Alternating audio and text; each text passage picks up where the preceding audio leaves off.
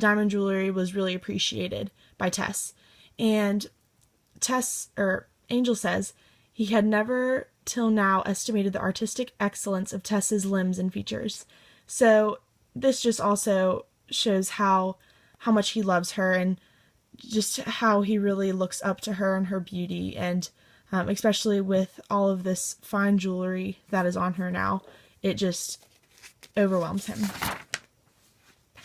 Alright, so there was a jerk in the fire smoke, the rising skein of which bulged out into the room, as if some giant had laid his hand on the chimney top for a moment.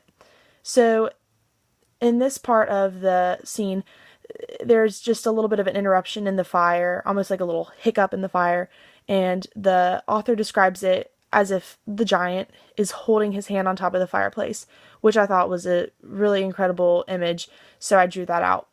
And, yeah. So, this next scene is also very important. It's the discovery of just the news that arrives from Jonathan of what has happened to the milkmaids.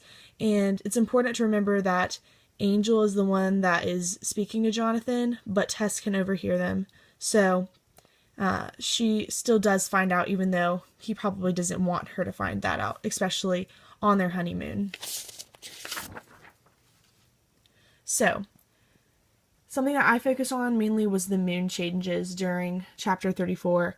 It begins kind of tense because of the house and just the paintings in the house, and how Tess wasn't as excited about the house in general. It wasn't everything that she wished for to be for her honeymoon.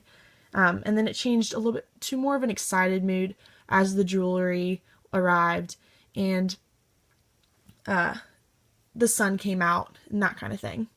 But then as the rain came, and then the news about the milkmaids came, it became more of a depressed mood, and it just kind of set up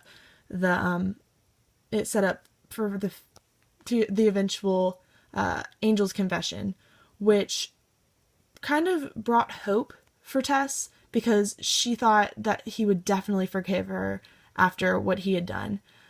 But we later find out that that was not the case, and it foreshadows to that at the very end of chapter 34. So to find out, we have to look into chapter 35.